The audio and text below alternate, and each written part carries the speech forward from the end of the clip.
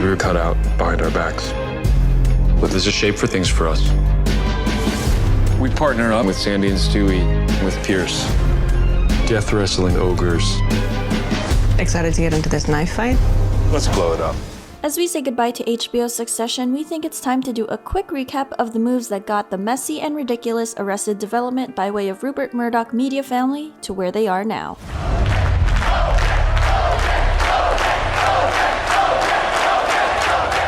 Just to start off this family tree, we have Logan Roy, the founder/CEO of Waystar Royco, a media conglomerate that includes news, entertainment, theme parks, movies, cruises, and more. His son Kendall Roy is eager to bring the company into a new era of media and is set to succeed Logan Roy when he retires. Brownstones, water towers, trees, skyscrapers, prize fighters, and Wall Street traders. Roman is Logan's youngest son who also works at Waystar and is just a squirrely man with lots of issues. Look at all this fucking bullshit.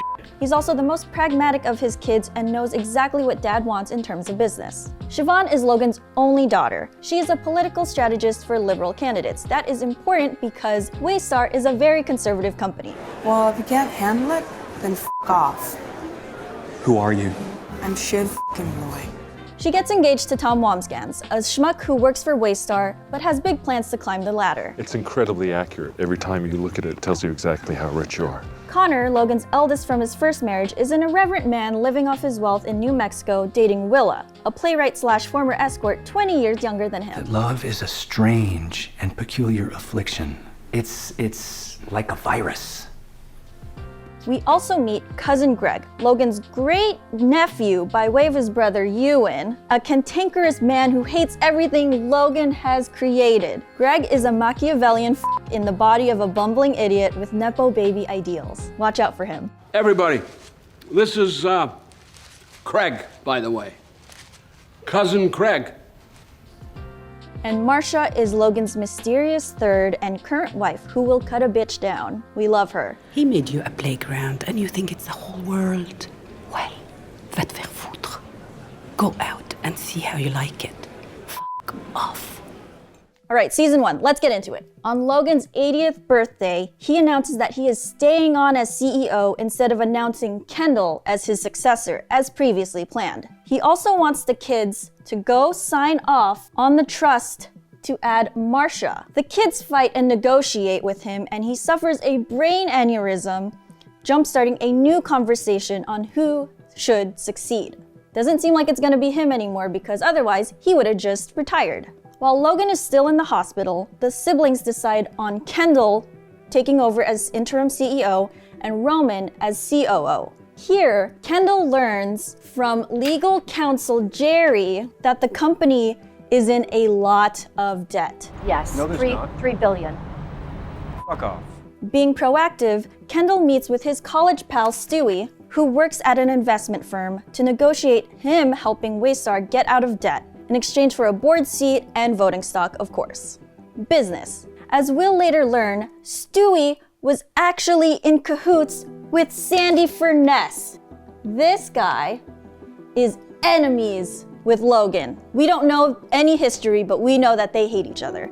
They are in cahoots to take over Waystar. The reality is, he's already in on Waystar. As in? As in, Sandy's me and I'm Sandy. We're like a single entity, like a creature from mythology.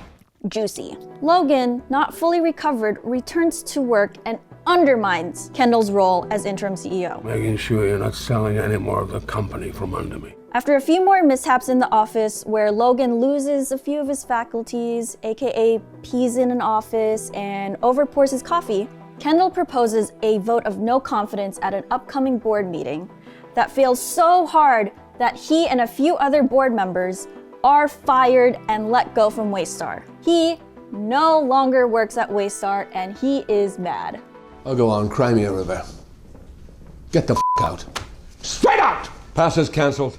This event sends Kendall off the deep end to where he breaks his sobriety and eventually decides to team up with Sandy and Stewie to take over Waystar from his father. Meanwhile, Tom takes Greg under his wing like a fraternity brother taking in a scared pledge. Unfortunately for Greg, this means being implicated in the Bright Star Cruise scandal that Tom inherits when he gets promoted to head of parks. Greg is sent to shred boxes of evidence, but the little scheming demon he is, he makes some copies.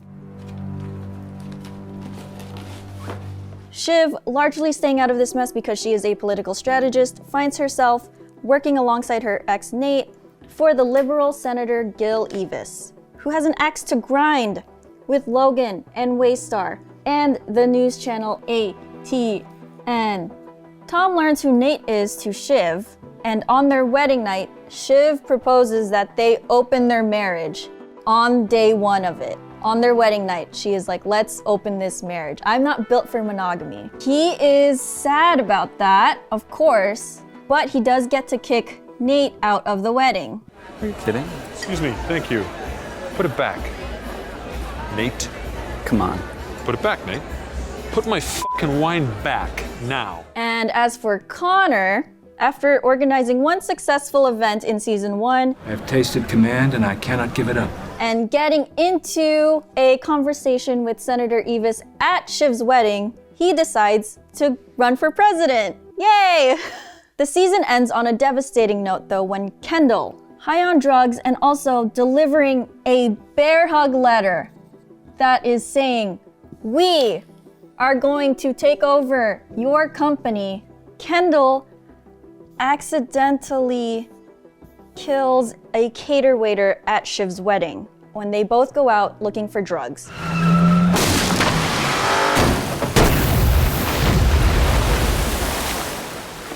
Logan, of course, discovers what happens and gives Kendall the out to leave Sandy and Stewie and join him back on his team.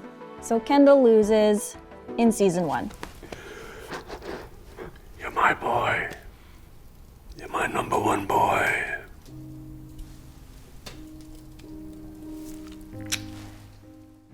All right, in season 2, everyone gets new haircuts and wears incredible sweaters, and Logan is looking for a way to keep control of his company. This includes bringing Kendall back into the fold and making him and Roman co-COOs, cost-cutting across all departments, possibly buying Pierce Global Media, a liberal competitor Logan has tried to buy in the past. Pierce Global Media is led by matriarch Nan Pierce. Logan, however, does need to choose one of his children to be his successor to appease the shareholders. Behind closed doors, Logan chooses Shiv, but wants to keep it quiet because she does not have any corporate experience. However, in the day-to-day, she is being sidelined and undermined, and she gets impatient. Logan sends Roman to a management training program, and he keeps Kendall close because you know he is up to stuff if he is not under watch. So then Logan meets with Pierce CEO Rhea Jarrell, who does report to Nan Pierce, and Rhea is receptive to the idea of an acquisition by Waystar. So the Roys meet with the Pierce family and they come to a sort of agreement. However, Shiv, girl boss, is way too close to the sun and gets burned and almost burns their entire family in the process. Oh, for fuck's sake, Dad, just tell him it's gonna be me. But Nan is willing to go through with the deal because, of course, money. However, at the same time, there is a threat of the cruise scandal going public, and we definitely don't want that. Thankfully, Tom and Greg both get out of parks, and they go to ATN. ATN? It's like kind of against my principles. Your principles? Craig, don't be an asshole. You don't have principles. So they make the move to ATN, and the Pierce deal is still up in the air. During this time, Gerri and Roman start to work together more. They also start dirty flirting. She suggests to Roman that he seek out private funding to help Waystar and curry more favor with his father. Just in case, though, that the Pierce deal does not go through. It is this latter suggestion to talk to Edward that gets Roman into a terrorist hostage situation. That's not even the most dramatic or craziest thing that happens in season 2, but I just have to mention that. They going to shoot us at any point? I'm also intrigued on that point. The cruise scandal story eventually breaks, which leads to Nan Pierce calling off the deal and firing Rhea as PGM CEO. And a hilarious Senate hearing where Gil is a part of and heavily grills everyone here. Have you ever used another human being as a footstool, Mr. Wambsgans? Senator, I use a variety of target-oriented incentives to enhance optimal performance. Rhea starts spending more time with Logan and his crew as his new thing, flattering him, planning events, spying for him on his children, and Marcia and the kids are definitely not happy with that. But they get the last laugh when they set up Rhea to be the interim CEO as the cruise scandal gets worse and as they head into the Senate hearings. So we got Logan, we got Kendall, we got Greg, we got Tom, we also got Gerri. All in the hearings. But they actually come out very unscathed for the most part, and everything's great, everything's gravy. However, they did have to quiet a victim who was going to speak up, and Rhea, being behind the scenes for all of this, did not like that, and she decides to refuse the CEO position. With Rhea gone, this leaves a very big question mark on who is going to take the ultimate fall and be the scapegoat for the cruise fiasco. After the hearing, the Roys, Gerri, Frank, Carl, and Willa head out to a cute little yacht trip to relax and decide who to sacrifice to quell the thirst for blood regarding the cruises. Logan eventually chooses, you got it, Kendall, because he was CEO while all of this was breaking. The hearings. You did so well. And now, you're the face.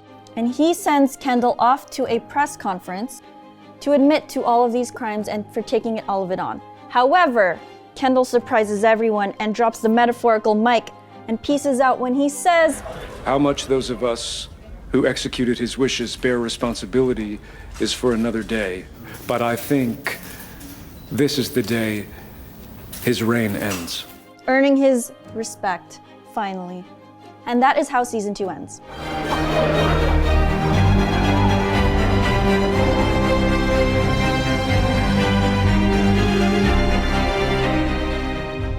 Season 3 starts immediately after the press conference. The threat of Sandy and Stewie taking over Waystar hangs over the big upcoming shareholder meeting. But with the new wrench of Kendall throwing Logan under the bus. And doing that jeopardizes all of the shareholders' confidence in the firm, which is ultimately Logan himself. Kendall mobilizes his troops, which includes his incredible assistant Jess, and also little old Greg, who gave Kendall copies of the cruise files that he made in season 1. I'm telling you, look out for this kid. He also secures a new lawyer and PR, because he is now an independent person and needs his own team. Logan, meanwhile, retreats to Sarajevo, where there is no extradition, and he goes with half of his team to game plan what to do, while Shiv, Roman, and Gerri, as well as Connor and Willa, they all return to New York. Logan realizes that he should be stepping down and makes Gerri interim CEO while they are figuring out this whole thing. Kendall, very empowered and very motivated to take on his dad this time, tries to recruit Roman and tries to recruit Shiv and tries to also recruit Connor, but it all backfires and actually makes things a lot worse for them and their sibling relationship. You're calling it wrong. And you're fucking over the victims, and you're fucking the company at the AGM, and therefore renewal at the company, and the country, and probably the planet, so well done. When they all say no, Kendall goes back to Sandy and Stewie, and Sandy's daughter, also named Sandy, but with a I, because narcissism, to make a deal. We also now have a Sandy because this Sandy with a Y has syphilis, which is also spelled with a Y and an I. Team Logan is strengthening itself formidably though. Marcia returns to Logan after the whole Rhea thing. She went away for a little bit and she was punishing him. Shiv is made an official president of domestic operations in Waystar. And Roman is fluffing up the image of his father through public relations. Tom, knowing that he is still largely implicated in the Parks and Cruises scandal, readies himself for jail, knowing that the DOJ is still looking for someone to pin the entire cruise scandal on. Doing this, he humbly offers himself to Logan. I can be that guy. I'll step up and go down. And Greg, who's always looking out for number one, is harassed by both Logan and Kendall to join their side, but negotiates his way back to Logan's side and joins their joint defense agreement. Unfortunately, Ewan, who has threatened to cut off Greg in season 2 for working with Logan, follows through and donates all of his inheritance to Greenpeace. I'm giving all my money to Greenpeace, Greg. What? Even my part? That was the first part. Back to the main plot, internal squabbles aside, Logan and Kendall must play nice for the shareholders who are uncertain about the future of their leadership, sway them to vote for them at the upcoming shareholder meeting instead of Sandy and Stewie. End of the day, you work for the shareholders. For me. Logan hopes to avoid the DOJ investigation by applying pressure to President Raisin, who we have never seen, so here's a picture of a raisin, through negative ATN coverage. However, ATN attacks the president so much that the president is not running for a second term. And just to prove how much power that Waystar and Logan has, the president not running for a second term opens a new position for a Republican presidential nominee candidate. Of course, this leads to Connor pitching himself for the big job. And there are a few other candidates that Shiv and the team propose, but Roman comes through with a charismatic fascist Jared Mencken. Eventually, it seems like the DOJ investigation isn't really going to amount to any jail time. I'll remember. This season enters its last movement, acquiring GoJo, a quality streaming platform with not-so-quality content, from Lukas Matsson. It is a move into tech that Logan has been against from day one.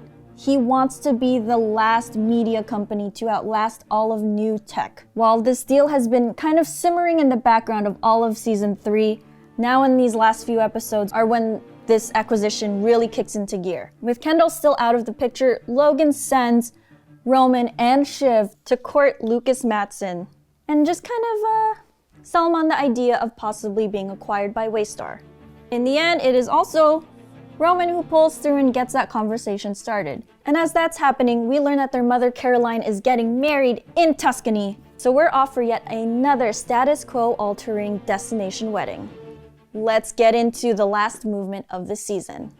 So now in Tuscany, Kendall arrives, and Kendall is very emo. You just come back from the front. And he has a shaved head. Earlier in the season, Logan gives Kendall the out by offering a $2 billion buyout of his shares and telling him to cash out and f*** off. And in Tuscany, feeling very defeated and failing every chance he has tried to undermine his father, he's like, "Dad, just give me the money and I'll walk away." However, Logan did not mean that. He did not mean that at all. He wants to keep control of his children. And so he uses the death and cover-up of the cater waiter in season 1 to tell him that you will always be indebted to me. And that's really kind of sad, but true. I did my best. And whenever you f***ed up, I cleaned up your shit.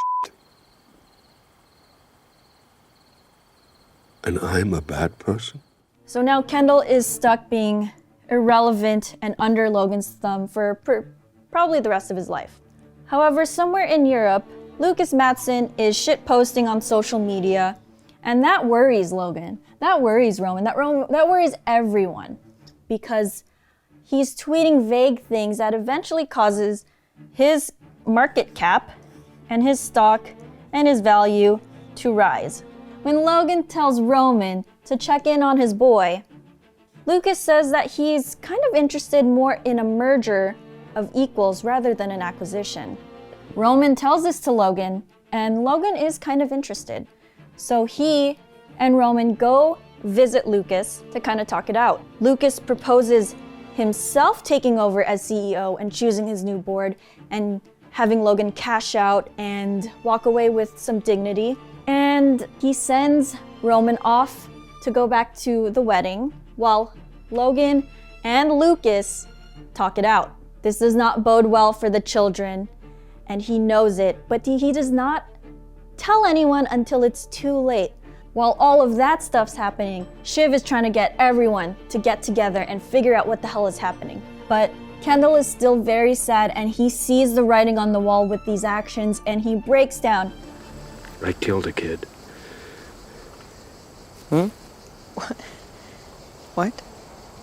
I killed a kid, and yeah, they're coming for me. They're gonna come for me. This brings them closer together, and now they decide to go after and confront their father.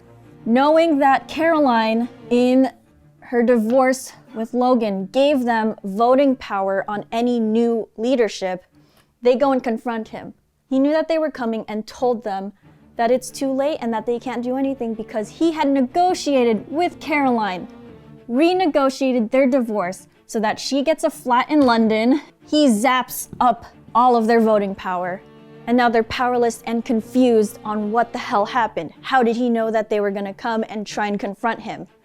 And the answer lies in the very last seconds of season 3, where they find out that it is Tom getting a pat on the shoulder from Logan, and Shiv is mad. So now we have Tom firmly on Team Logan, betraying his wife, betraying the rest of the family, because Shiv called Tom on the way to confront Logan, but he realized that Shiv didn't consider where he'd fall in the new structure. This is already a slap to the addition of the open marriage that she wanted on the first night of their marriage, and every emotional, abusive thing that has happened between them, and he's looking out for himself. Tom is finally looking out for himself.